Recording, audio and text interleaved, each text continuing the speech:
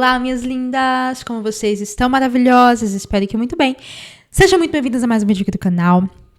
Já se inscreve, deixa o like, deixa seu comentário, né? Vocês já sabem aí como funciona. Agora tem uma ferramenta, o YouTube tem uma ferramenta de hypar o vídeo. Quando você entra aqui no canal, alguma coisa assim, acho que pelos primeiros 7 dias, embaixo vai aparecer um botãozinho assim que você deixar o like de hypar o vídeo, que é colocar o vídeo em alta, né? Então eu te peço, faça isso, aperte aí, clique nesse botão, você me ajuda muito, ajuda o canal a alcançarmos mais pessoas, tá bom? Me segue também no Instagram, Bruna S. Cardoso, tem aqui na bio do canal. Por lá a gente está sempre conversando, né, diariamente. Mostro para vocês a minha rotina de atendimentos às gestantes, aos meus partos. Abro sempre caixinha de perguntas, né, e tô sempre respondendo, que consigo ali um tempinho e conversando com vocês, tá certo? Conversando sobre preparação para o parto, alguns assuntos importantes, violências obstétricas, enfim. E hoje estamos aqui em mais um vídeo de reagindo ao relato de parto, tá bom? Da Maxwellen Martins.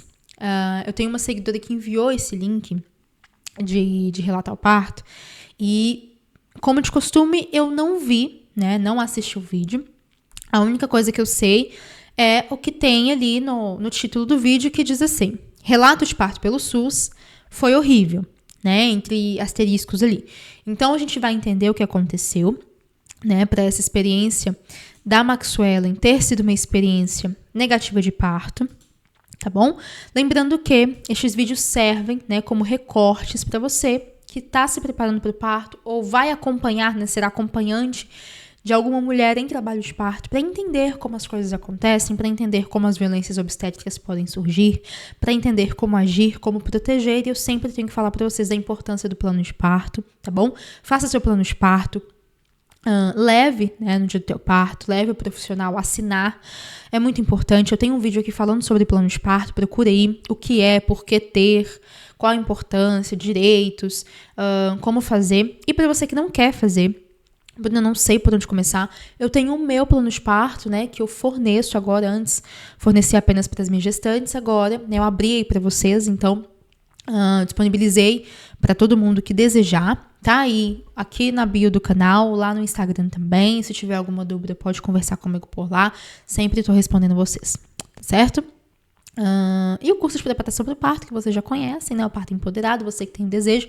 Tem aqui também o link na bio aqui do canal, com 60% de desconto, tá bom? Então, para você que deseja se preparar para o parto com o meu curso de parto, uma preparação para um parto mais rápido, menos incômodo, uma preparação contra violências obstétricas, uma preparação para um parto humanizado, para uma experiência de amamentação tranquila, rotina do sono do bebê, cuidados com o recém-nascido, enfim, tá tudo aí, tá certo?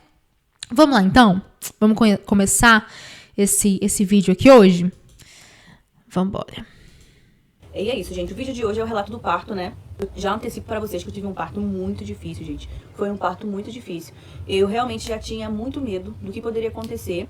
E assim, muita coisa que eu tinha medo aconteceu. O que eu mais pedia pra Deus pra não acontecer, aconteceu. E vocês vão entender tudo no decorrer do vídeo, tá bom? Então é isso, vamos lá, só continuar assistindo aí. Eu comecei a sentir dor uns 3 dias antes de ganhar ele, de fato, né? Umas contrações, só que eu já sabia que ainda não tá na hora. Só que aí, teve dias que ficou muito ritmado, eu achei estranho, né? Eu fui pro hospital, chegou no hospital, eles diziam que o colo já tava aberto, já tava molinho, né? Porém, o neném ainda tava alto e tudo mais. Aquilo me preocupava muito, porque eu tava sentindo uma contração muito ritmada. Fiz o teste. Provavelmente eram contrações de fase latente, tá bom? Lembrando que a fase de latência é a fase de início de dilatação, ou seja, do 1º centímetro, né, até o 4º centímetro. A partir do 5º, a gente já considera a fase ativa. E a fase de latência, a fase latente, ela pode durar horas, dias ou semanas, né? Existem gestantes aí que estão há semanas com 2 centímetros dilatada, com 2 centímetros desde as 37, 38 semanas. E é fisiológico, é normal, tá bom? Por isso o hospital não interna. Lógico, né? Se não houver nenhum risco aí, se não for um parto prematuro, um parto de alto risco, uma gestação, na verdade, de alto risco, se não houver mecônio, rompimento de bolsa com o tempo. Então, por isso, é importante a gente entender e estudar as fases do trabalho de parto, tá bom? A fase latente, ela é exatamente assim. Ela ritma, ela cria um ritmo de contração e depois esse ritmo pode diminuir, pode haver uma parada de progressão. É normal, tá bom? Vamos entender o que aconteceu aqui. A gente não sabe ainda se havia dilatação. O que ela fala é que o colo estava mole, né? Isso é ótimo, o colo amolece para depois dilatar. Então, faz parte, né, do processo, mas a gente não sabe ainda o que havia acontecido, que sinal o corpo havia dado. A gente vai entender agora. Do coração do neném. Eu não podia fazer nada, porque chegava lá, eles falavam isso pra mim, fazia o teste do coração, tava tudo bem e tudo mais. Eu ficava preocupada, né? Mas voltava pra casa. Gente, é muito chato. E a minha família falava assim, você precisa ir no médico, mas caraca, a pior coisa que existe é você ir pro médico, bater e voltar. Tipo assim, eles te tratam como se um descaso. Não vai nascer agora não sei o que, enfim. Foram 3 dias assim, né? Eu acho que fui 2 dias consecutivos assim. 2 dias pro hospital e nada. Então, né, a gente não sabe o caso da Maxwellen. Realmente é muito complicado, né, criar a expectativa, ir até o serviço de saúde e de repente não estar ainda em fase ativa de trabalho de parto, mas é por isso, né, que o hospital só interna em fase ativa, ou quando há algum risco ali iminente, né, de acontecer, ou quando é uma gestação por algum fator excepcional, por uma pressão arterial alterada, ou por uma diabetes gestacional, ou pelo risco de pré-eclâmpsia, enfim. O hospital interna em fase ativa, tá? Por indicação do Ministério da Saúde e da OMS, inclusive, tá? Lá presente nas diretrizes de parto, né? Parto vaginal. Porque a partir dos 5 centímetros que é considerado, né? Que nós consideramos uma fase ativa de parto, né? E com um ritmo de contrações específico, né, com contrações que duram mais de 1 minuto, com um intervalo menor que 5 minutos, né, 5 ou menor que ele, geralmente um intervalo de 3, 2 minutos. Antes disso, mesmo que a dor esteja intensa, e mesmo que haja um ritmo, mas se esse ritmo não perdura, se não há dilatação, e provavelmente todas as vezes que ela foi ao hospital, ela foi submetida ao exame de toque. Muito provavelmente, né? Porque para uma gestante ser mandada, né, enviada de volta para casa, o serviço de saúde precisa ter certeza de que ela não está em fase ativa, né? Então, provavelmente, ela fez, sim, um exame de toque. Provavelmente, auscultaram o coração do bebê. Não sei se com o cardiotoco, que é o exame, né, em que a gente mede toco, que é o nível de contração e batimentos cardíacos do bebê durante o período de 20 minutos, direto. Ou se com o sonar, né, que ausculta ali o bebê, a ausculta cardíaca fetal, a gente não sabe como. Realmente é muito complicado essa situação, principalmente ali pela pressão da família, a ansiedade em si que gera, mas por isso é importante estudar cada fase do trabalho de parto, né, para que situações assim não aconteçam. E é algo que eu converso muito com as minhas gestantes, com as gestantes do curso, que é obter informação para ir ao hospital na hora certa. Ir ao hospital com a certeza de permanecer lá, né, porque daí a gente tem fatores emocionais, que é a quebra da expectativa, que é a frustração de, opa, ainda não é, poxa, mas já tá doendo e ainda não tá. Então, é importante saber que sinais são importantes de observar, quais são os sinais de segurança para entender que tá tudo bem permanecer em casa, quais são os sinais de alerta que indicam que você tem direito de ser internada na hora que você chegar, né? Então, é muito importante. Não sabemos o caso da Maxwellen, ela vai trazer pra gente, né? Mas, de modo geral, só para explicar a vocês o porquê que isso pode acontecer em alguns casos, tá bom? Mas, lógico, uma gestante só pode ser liberada depois, tá? De uma avaliação. Quando foi na quinta-feira, a dor foi aumentando na quinta-feira. Quando foi 1h da manhã já da sexta, né? Eu jantei, foi a hora que eu jantei. Eu resolvi não fazer mais nenhuma refeição, né? Porque se for cesárea, o que os médicos sempre me falavam que seria. Eu sempre ia no hospital, eles falavam pra mim que como eu tinha uma cesárea recente do Heitor, eu não poderia ter um bebezinho que fosse normal, porque é arriscado, que estoura tudo. Ela tinha então uma cesárea anterior. Lembrando que a cesárea anterior não é impedimento para um parto vaginal, tá bom? Inclusive está discriminado, segundo o Ministério da Saúde, que existem os VBACs, que são, né? O VBAC é uma sigla em inglês, que significa um parto vaginal após cesariana. É possível, né? Inclusive a OMS, o Ministério da Saúde reconhecem. Só que existe um tempo mínimo aí, né? De uma cesariana para um parto vaginal, um tempo mínimo seguro, né? Tanto, inclusive, também de uma cesariana para outra. Não sabemos, né, qual o tempo da última cesárea para esse novo parto. E nem sabemos como está na situação uterina mesmo. O quanto o útero afinou, o quanto não afinou. Tudo isso tem que ser realmente avaliado, né, para entender se é possível um VBAC. E na maioria dos casos mas existem casos em que realmente não é possível, mas indicado é uma nova cesariana, a gente não entende também, né? Não sabemos o motivo da primeira cesárea, se foi por alguma indicação médica, se foi por uma real indicação, se houve alguma complicação, né? Era aquela coisa toda que eles me falavam, e sempre me falavam isso. Eu fui várias vezes na emergência e eles me falavam a mesma coisa. Enfim, isso me deixava muito preocupada, né? Porque a gente sabe que hoje em dia na saúde pública eles forçam o parto normal até você morrer ali. Aproveite a alta da Opa! Mas eu sempre estive muito confiante. E tá. Quando chegou na sexta-feira, né, na madrugada da sexta, assim, de quinta pra sexta, no caso, eu tava passando muito mal já, passei a noite toda, assim, com muitas dores. E aí, quando eu comecei a perceber que elas ficaram ritmadas de novo, as dores ritmadas, eu fui, tomei um banho e chamei o Demis pra me levar pro médico. E aí eu tava sentindo muita dor já. Ele falou assim, cara, eu acho que é hoje que você tá, tipo, de um jeito que eu nunca te vi. Aí beleza. Cheguei no hospital, já me deparei com um péssimo atendimento. O primeiro atendimento já foi péssimo, porque a médica já de cara falou assim pra mim, você sabe que você não poderia engravidar, né? Isso é um alto risco pra sua vida. O seu útero pode romper. Por conta da minha cesárea anterior ser muito recente. E eu, muito preocupada, depois disso que ela me falou, já que eu queria sair da maternidade, né? Falei, cara, eu vou procurar outra maternidade, porque pra ela ter me falado isso, né? Enfim, me deu toque, me examinou, tava com 3 para 4 centímetros já. Isso 9 horas da manhã. Eu achei que eu ia evoluir muito rápido, porque, né? Me deu toque, falou, vou te internar. Quando ela falou que ia me internar, disse que eu faria a cesariana. Já colocou a minha roupa e eu fiquei pronta pra ir direto pro centro cirúrgico, né? Porque Ela já estava ali como fase latente, né? Final ali de fase, caminhando para o final da fase latente, né? Com 4 centímetros ao final. A partir do quinto a gente já considera fase ativa. Mais uma vez ela fala sobre a cesárea recente. A gente não sabe quão recente, né? Mas dependendo realmente, há risco de ruptura uterina. Então o indicado seria a cesariana nesse caso, né? Esperando, aguardando numa sala pra ser levada pro centro cirúrgico. E depois mudou tudo. O médico disse que ia tentar fazer o parto normal em mim. E eu fiquei muito preocupada, né, gente? Eles ficavam mandando comida, né, durante o dia pra eu poder comer. E eu não comia, porque eu sei que quem faz cesariana não pode comer. Falei, cara, eu não vou desistir, porque eu tô com muito medo, né? Uma conhecida minha, apesar do hospital ter me tratado de uma forma totalmente negligente, teve pessoas enviadas realmente de Deus, assim, anjos, né, pra minha vida e pra vida do meu filho. E essa conhecida foi lá, ela já tinha falado comigo, né, que eu não poderia ter filho. Gente, muita gente fala que não pode ter filho normal. E aí, cara, eu fiquei lá na sala eles me enviaram pra sala de pré-parto. Na realidade, não é sala de pré-parto, é chamado outro nome. Que depois que você vai pra sala de pré-parto, eu não sei o nome, não. Eu sei que as mulheres ficam sentindo as contrações ali até chegar mais ou menos 6 centímetros pra ser levada pra sala de pré-parto real, entendeu? Gente, eu cheguei nessa sala... Isso, então, na verdade, é realmente uma sala de pré-parto. E a sala de parto é essa sala em que a mulher é levada quando ela tá em fase ativa já.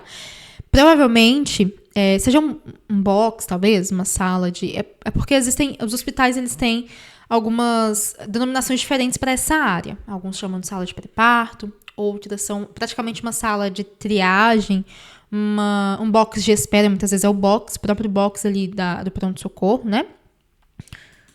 9 horas da manhã. Deu 4 horas da tarde, ninguém tinha ido me examinar, não tinha feito nada. Tipo, eu tava ali existindo só ali, entendeu? Parecia que eu era uma cadeira, um móvel, alguma coisa assim.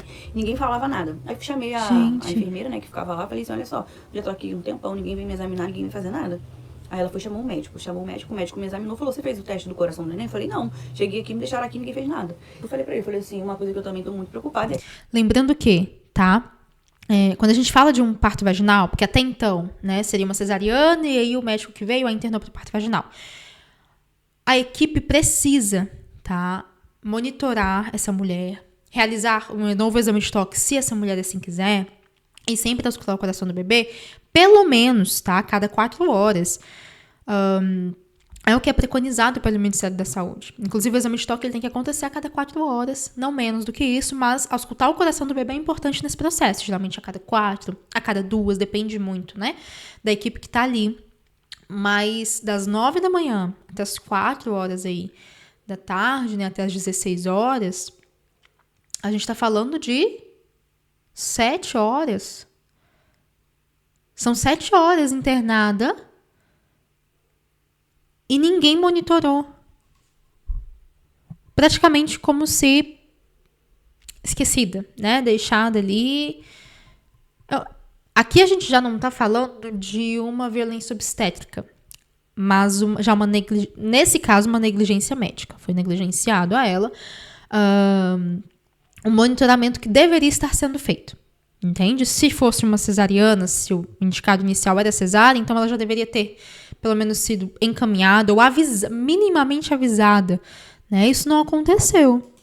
A questão da minha cesárea recente, que aqui vocês sempre me falaram que eu teria que ter um parto cesariana, que é um parto totalmente perigoso, né? E eu tô muito preocupada. Ele, não se preocupa não, porque a gente não vai forçar nada que não possa. Eu falei assim, cara, eu tô entregando tudo nas mãos de Deus, mas eu tava muito preocupada, porque eu tava com muitas dores já, né? Enfim, ele fez teste do coração, me examinou de novo. 4 horas da tarde eu tava com 4 para 6 centímetros, que ele falou. Cheguei com 3 para 4, tava com 4 para 5. Evoluindo pouquíssimo, né? Depois ele foi... Então, a fase de latência, ela demora mesmo, né? Como eu falei pra vocês, algumas mulheres levam horas, outras dias, outras semanas, né? E geralmente toda a fase latente, quando a gente fala que dura horas, é cerca de 12 horas, 14 horas, né? Então, não é que evoluiu pouco. Evoluiu dentro do esperado do tempo de fase latente, né? A fase ativa, ela costuma ser um pouquinho mais rápida, mas a fase de latência, ela realmente é um pouquinho mais lenta, pelo processo de afinamento desse colo de útero. Porém, a questão aqui é a falta de monitoramento, independente da via de parto, e se, inicialmente, por uma indicação médica, pelo tempo recente da cesariana anterior, o indicado seria cesárea, nem isso a fizeram, em detalhe, né? Além das 7 horas aguardando, ela deixa bem claro que começou desde casa a não comer. Então, o jejum dela já passava aí muito provavelmente das 8, né? Me examinou depois do teste do coração, disse que eu tava com 5 para 6. Me levou pra sala de pré-parto. Foi aí que o Demerson entrou, eu fiquei bem mais tranquila, né? Porque naquela outra sala eu tava sozinha lá. O Henrique tá querendo...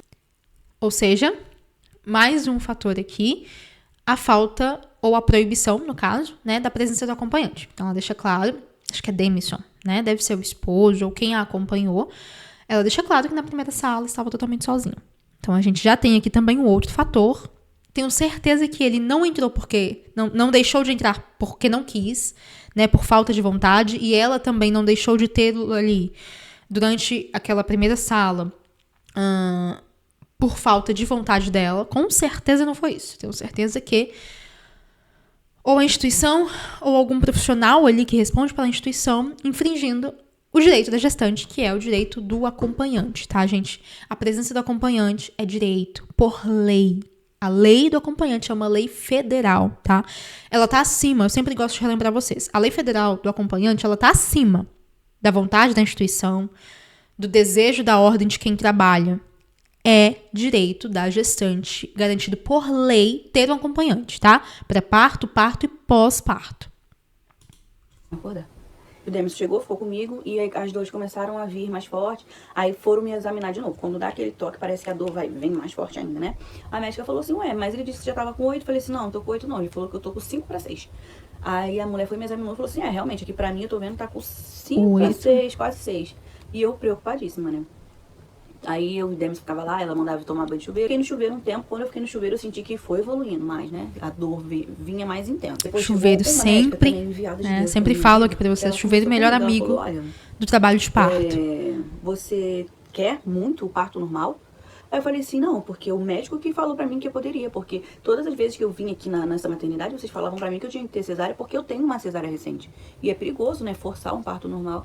Ela, sim, exatamente, o útero pode romper e tudo mais. E ela conversou muito de boa comigo. Eu fiquei esse tempo todo sem comer, né, desde 1 hora da manhã eu já tava fraca, sentindo dor, que eles queriam fazer o parto normal. E aí eu falei assim, cara, eu vou comer, tava com muita fome. Desde 1 hora da manhã. Que eu comi 5 colheres de comida, o Demerson me deu. Gente, mais de 12 horas, na verdade. Peraí. Porque... Mais de 12 horas de jejum. O risco, né, da Maxwell em ter uma hipoglicemia muito grande. Mais um fator aí, a falta, né, a falta de informação ou a informação desencontrada da própria equipe ali sobre a paciente. Né, os 8 centímetros, na verdade, eram 6. Que eu vim te buscar pra fazer a cesariana. E eu falei, cara, não é possível, cara, tem alguma coisa aí. Foi. Gente, eu sofrendo muito já, tipo, muitas dores. Eu chorava, eu abraçava o Demerson. Coitado, pena dele, que ele ficou muito desesperado, real. Ela foi, falou assim, cara, olha, eu não posso fazer mais a cesárea em você, mas eu vou conversar, porque é uma cesárea também, né, de urgência e tal. Só que aí chegou 2 cesáreas de emergência na minha frente. Quando chegou 2 cesáreas de emergência na minha frente, eu fiquei pra trás, né?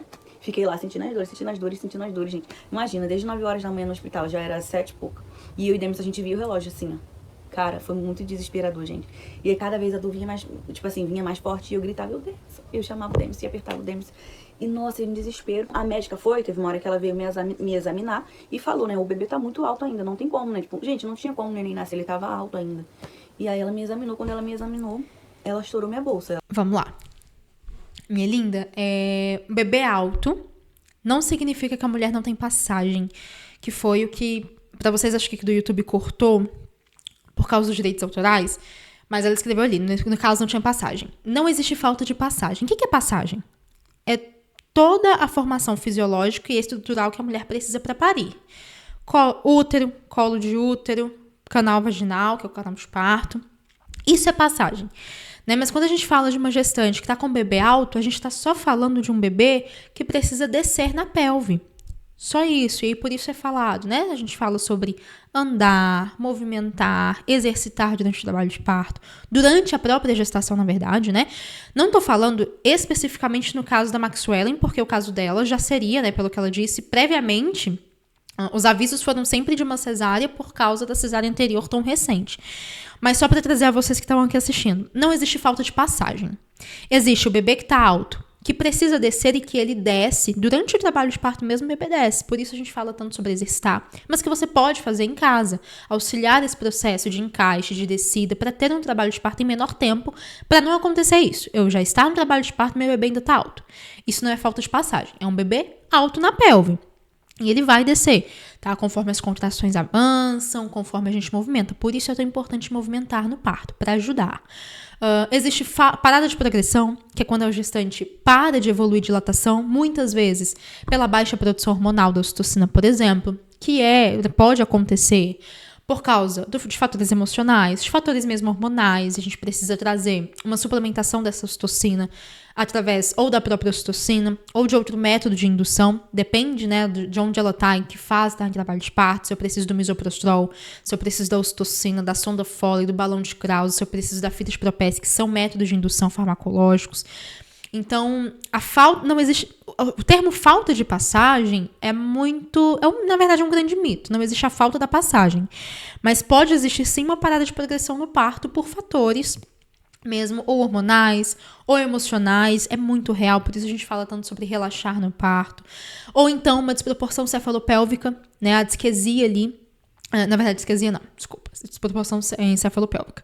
Que é quando nós temos um bebê que muitas vezes ele pode ter ali a desproporção do tamanho dos ombrinhos, né, ou até da própria cabeça, para o tamanho ali do canal vaginal da mãe, ou o tamanho da pelve da mãe, e às vezes a gente não consegue trazer desse bebê para o expulsivo, né, no momento ali do expulsivo, sem precisar manusear. Então a gente geralmente muda a gestante ali de posição, auxilia na abertura de pelve, né? Isso é possível. Em alguns casos não é. Quando eu tô falando, por exemplo, de um bebê grande, às vezes, de um bebê GIG, por exemplo, né? Que é o bebê grande para a idade gestacional, com alto peso, por exemplo, para uma mãe com uma pelve mais estreita, e eu não tô falando aqui de mulheres magras ou pequenas, né, de baixa estatura, isso não tem a ver, mas a gente tá falando da pelve, né, da formação óssea ali. Muitas vezes o bebê pode ter uma dificuldade ali, desculpa, eu tinha falado de disquesia, confundi.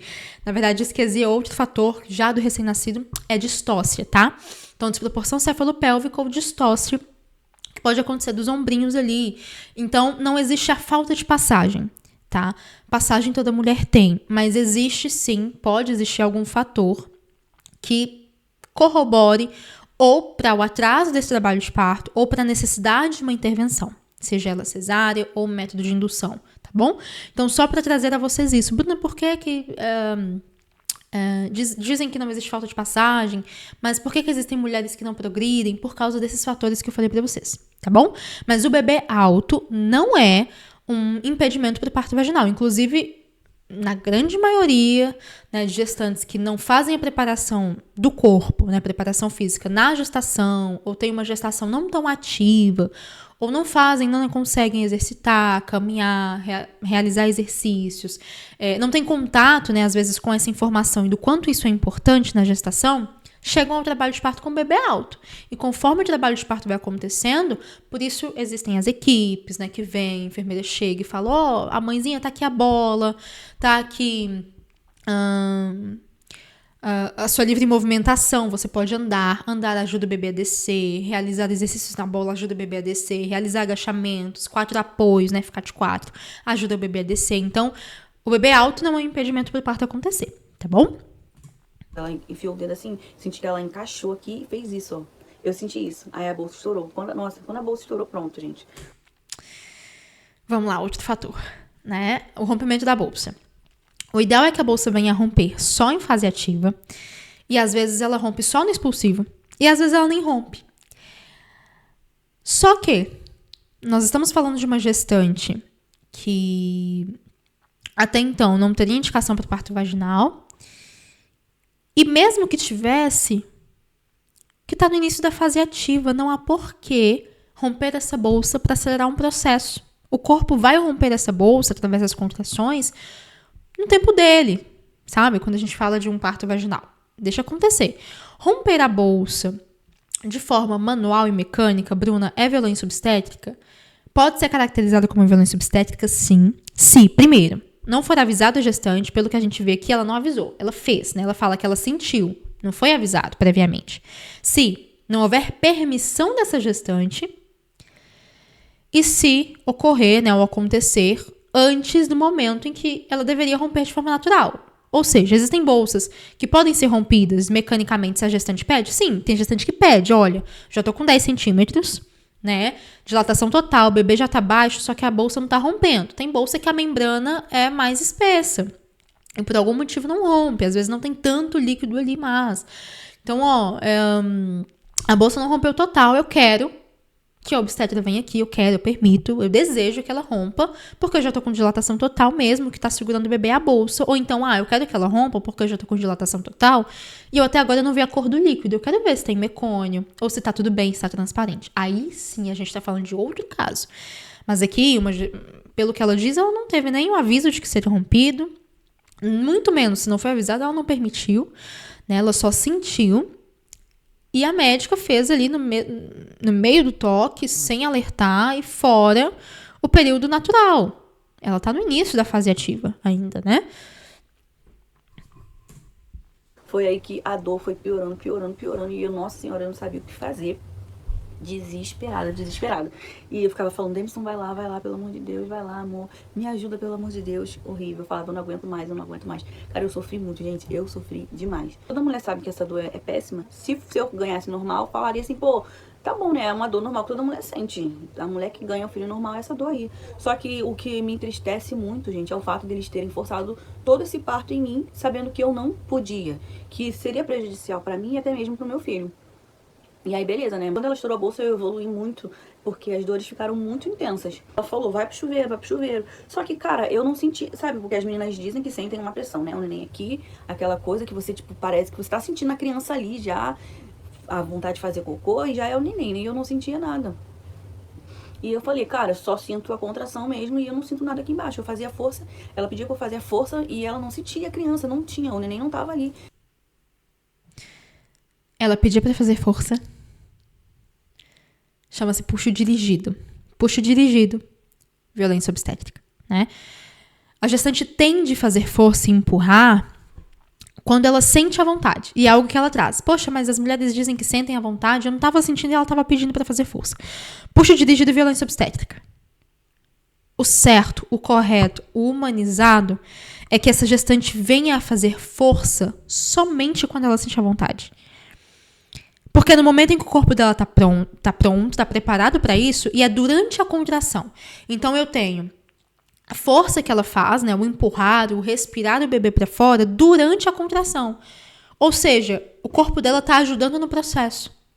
Aqui, além do risco de ruptura uterina pela cesárea tão recente, né, que segundo eles já era uma indicação de cesárea, além de ter o risco de ruptura, eu tô mandando essa gestante fazer força fora da contração. Eu tô aumentando o risco de ruptura uterina dela. Porque eu tô dizendo, olha, seu corpo não quer empurrar. Você não tá com contração. Mas empurra aí, faz a força. Luta contra o seu corpo. Luta contra o que o seu corpo tá pronto pra fazer. Faz na hora errada. Complicado, né? Puxo dirigido não tem que acontecer. a não ser quando a mulher sente a vontade. Aí chama-se puxo espontâneo. É a vontade de empurrar espontaneamente. Tá bom? Por que o puxo dirigido não pode acontecer? Porque a gente não pode brigar com o corpo. A vontade de empurrar, ela vem só quando o bebê já tá baixo, pressionando o períneo. E durante a contração, que é quando o seu corpo ajuda. Quando o útero empurra, ele vai te ajudar a isso. Você não briga contra o seu próprio corpo. E também, lógico, né? Porque geralmente, o que acontece? A gestante tem vontade de empurrar e depois que passa a contração, essa vontade passa. E ela consegue respirar, descansar, mandar oxigênio para o bebê. Quando há um puxo dirigido, dificilmente ela vai respirar quando deveria. O bebê pode entrar em sofrimento por não receber a demanda de oxigênio que deveria. Porque geralmente esse puxo é assim, ó. Vamos, continua. Não para. Não para não. Se você parar, ele sobe. Que é uma grande mentira. O bebê não sobe. Você empurrou, ele desceu um pouquinho mais no canal de parto e ele vai continuar ali até a próxima contração. Né? Mas isso muito é dito para agilizar o trabalho de parto e entregar plantão. Tava com 8 centímetros e nada, daqui a pouco 9 centímetros. Cheguei a 9 centímetros, acho que já era umas 9 e pouca da noite. E eles falaram, não vai dar. Não vai dar, vai ter que ser cesárea. E, nossa, gente, foi um desespero. Eu chorava, eu pedi ajuda. Por favor, me ajuda, nossa. E, tipo, quando ela entrou no quarto e falou assim, vai ser cesárea, vou te levar pra sala de cesárea agora. Eu e Demis, a gente se abraçou e começou a chorar. Cara, foi muito desespero. E eu acho que ele me vendo naquela situação, assim, sem poder fazer nada, era pior, né?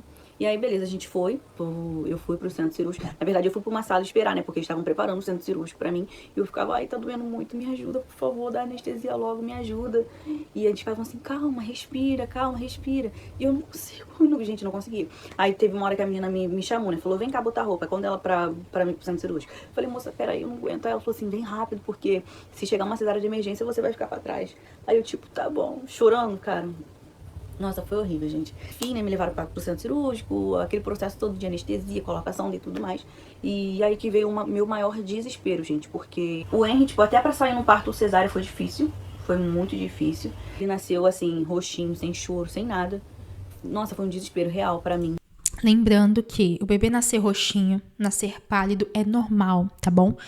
Lembra que esse nenenzinho tá bem apertadinho, ele tá bem comprimido, é como se eu beliscasse vocês. E quando eu soltasse a mão, vocês iam perceber que a perfusão sanguínea, né, a cor voltar, ia demorar um pouquinho. Por isso, é normal o bebê nascer roxinho e pálido, porém, ele precisa, dentro do primeiro minuto de vida, corar. Por isso, existe a escala de Apgar, que é a escala que o pediatra usa imediatamente, né, após ali o primeiro minuto de vida, para dar uma nota para esse nascimento. O normal é que o bebê venha a corar dentro do primeiro minuto de vida e já tenha sinal respiratório, né, de respiração pulmonar pela primeira vez, tá bom? Por isso o bebê nasce sem chorar. Não tem como o bebê sair já do útero chorando, porque para chorar ele precisa ter ar entrando.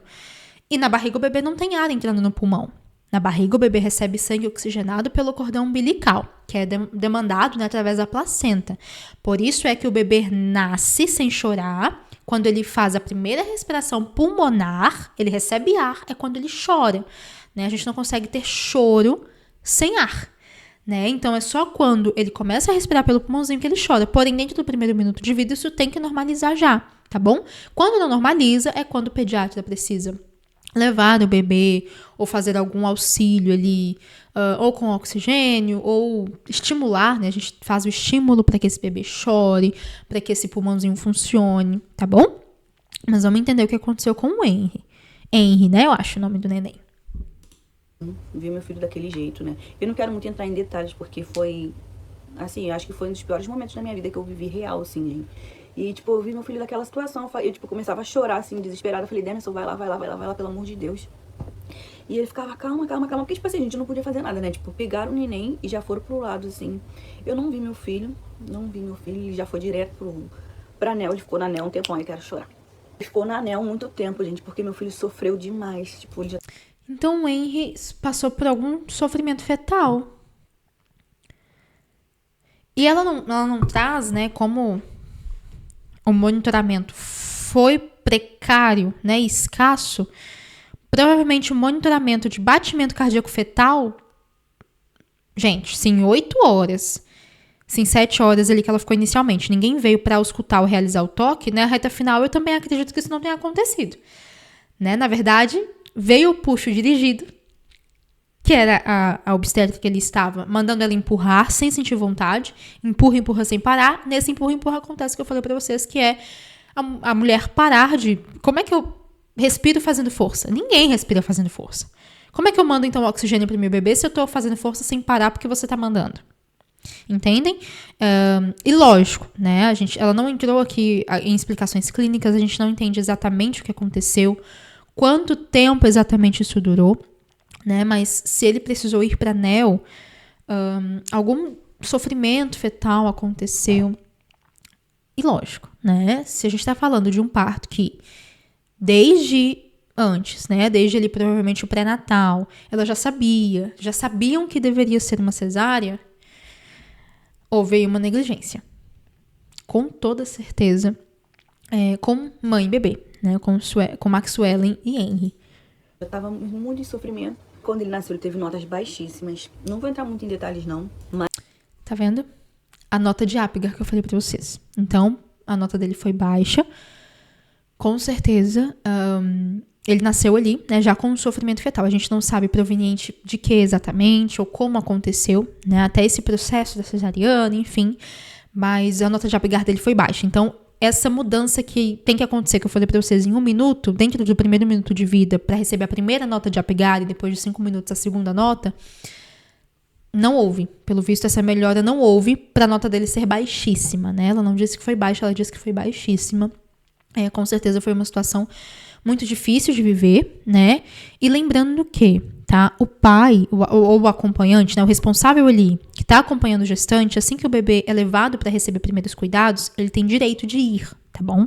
E assistir a esse cuidado, tá? Então, acompanhar o bebê onde ele for. É um menor, né? Além de ser um bebê, é um menor indefeso, tá? Então, a gente também não sabe, né? Ela não explicou, não entrou nesses detalhes. Mas eu espero que, pelo menos dessa vez, não tenham impedido o acompanhante dela de acessar, né? Ali. E eu espero também que ele tenha participado da cesariana, porque é um direito.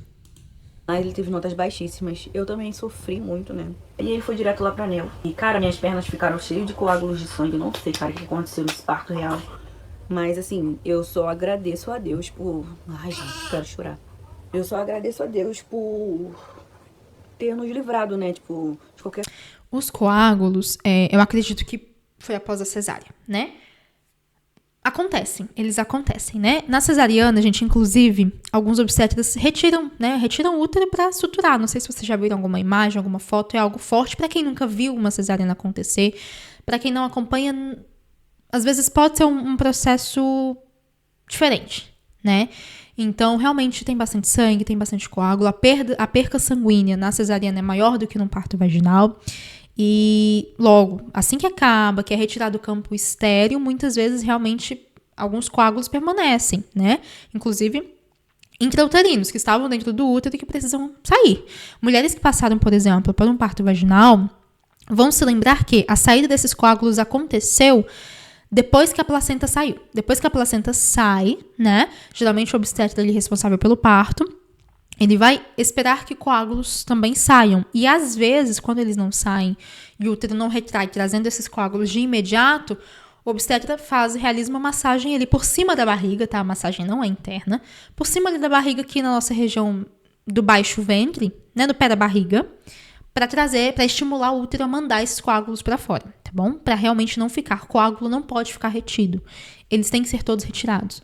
Mas com certeza para Maxwellen foi uma cena forte, né? De ver, logo depois de ver o Henry já em alguma situação precisando de um suporte maior, ela já notar esses coágulos antes, né, da equipe vir limpá-la. Porque assim que acaba a cirurgia, geralmente vem uma equipe para limpar as meninas, para trazer, fazer a colocação do absorvente, vestir, né, para enviar para a sala ou para o local ali de recuperação pós-anestésica. Coisa, e a gente tá aqui hoje para poder contar essa história.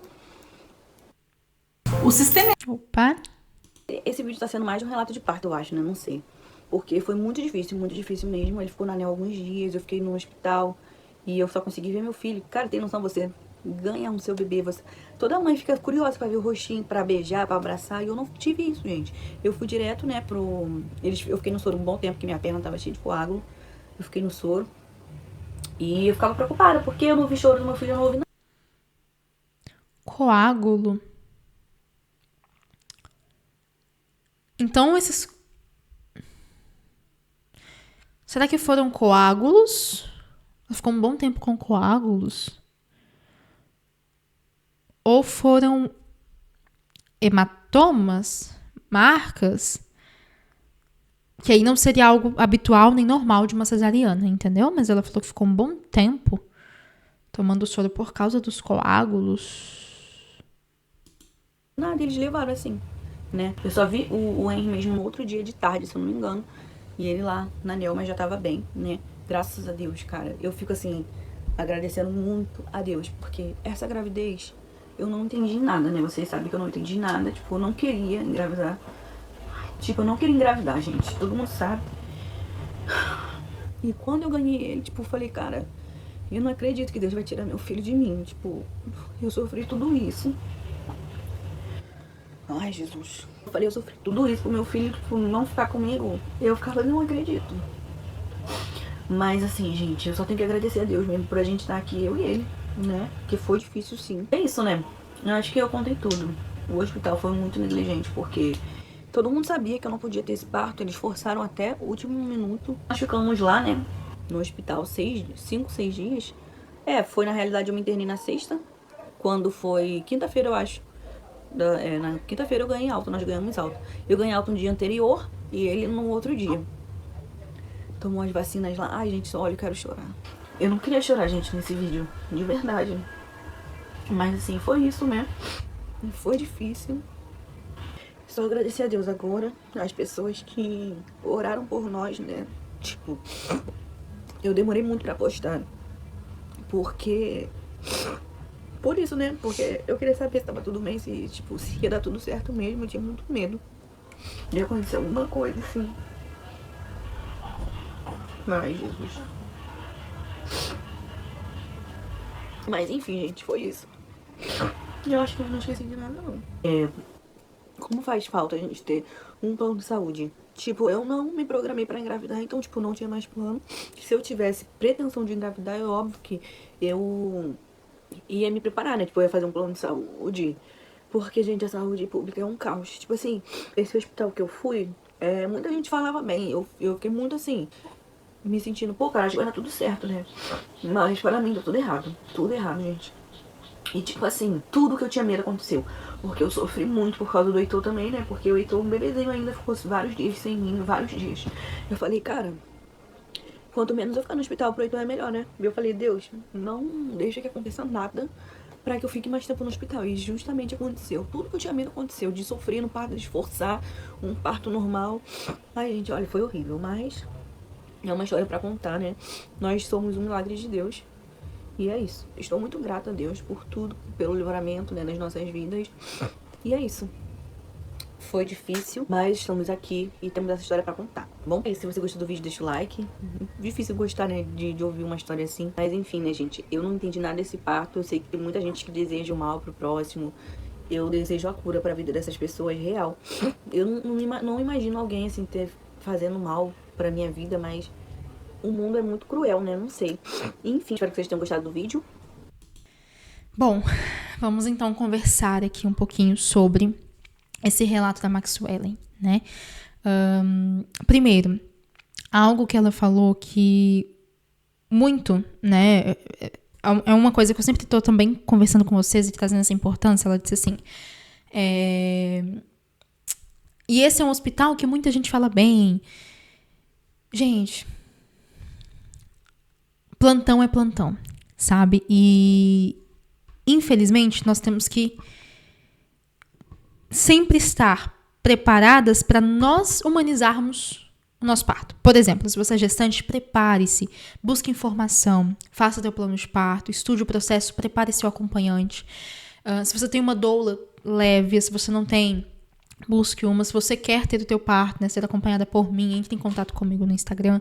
Mas assim, eu sempre digo isso. A gestante e o seu acompanhante tem que estar preparado para qualquer cenário. Infelizmente, né? Bom seria e deveria ser assim, de obter um parto humanizado em qualquer situação, em qualquer plantão, em qualquer rede de saúde. E eu sempre digo isso. Por exemplo, a gente pode chegar a um hospital melhor da cidade, particular, 5 estrelas, um hospital, inclusive, em perfil hoteleiro, né? Perfil de hotelaria, um hospital maravilhoso, e ter uma equipe de plantão muito ruim. E estar, talvez, no hospital público da cidade que tem uma fama ruim e ter um plantão abençoado, sabe? Por isso é tão complicado, né? Porque bom seria se a gestante pudesse confiar de olhos fechados naquela equipe que cuidará dela e do seu filho, mas não é isso que acontece. E, Maxwellen, eu desejo muito que Deus te abençoe, que esta experiência, aos poucos, seja transformada em memórias boas, sabe? Que essas memórias ruins possam ser, aos poucos, ressignificadas pela vivência, né, com o Henry. Ela fala também sobre o parto do Heitor, que foi também, né, pelo visto, foi algo complicado, pelo tempo de internação deles. Mas eu espero que Deus abençoe muito, grandemente a tua vida. Você trouxe uma frase que me lembrou muito uma mulher da Bíblia. Você disse assim, eu nem queria engravidar, não planejei, mas aconteceu. E eu disse, Deus, mas eu nem queria e agora isso está acontecendo. E me lembrou a mulher sunamita, lá de 2 Reis 4. E a palavra do Senhor vai dizer que essa mulher, né, ela não pediu a Deus um filho, mas Deus a concebeu um filho. Né? Ela não pediu ao profeta Eliseu um filho, mas Deus a concebeu. E ela recebeu esse filho. E esse filho, outrora, passou mal e faleceu. E ela se desesperou, foi atrás do profeta, que naquela época, né, tratava-se de um mensageiro de Deus, né? Não era como hoje, que nós temos acesso livre ao Senhor, através do Espírito Santo, enfim. E ela disse... E ela falou a mesma frase, uma frase muito semelhante à sua. Eu nem pedi este filho, o Senhor me deu. E agora vai tirá-lo de mim? E eu achei muito interessante. Porque, às vezes, a gente não sabe do que a gente precisa até Deus colocar na nossa vida, sabe? E eu tenho certeza, Maxwellen, que Henry é uma bênção em tua vida, assim como o Heitor, e vai ser muito mais. Né? Eu tenho certeza que ele tem um propósito na vida para cumprir e abençoar cada vez mais a família de vocês. Deus sempre sabe do que a gente precisa, mesmo que a gente, às vezes, não entenda no momento. Mas eu tenho certeza que Henry é alguém que veio para completar a família de vocês. E todo esse processo, sabe, doloroso, se Deus quiser, vai ser ressignificado. Tá bom? É isso. Um grande beijo, minha linda. Parabéns, né, pela tua maternidade. Parabéns pelo Henry e também pelo Heitor, né, já que ele citou. Que Deus abençoe grandemente vocês. Um grande beijo para vocês que assistiram até aqui. Nos vemos em algum próximo vídeo. Um beijo grande a cada uma de vocês.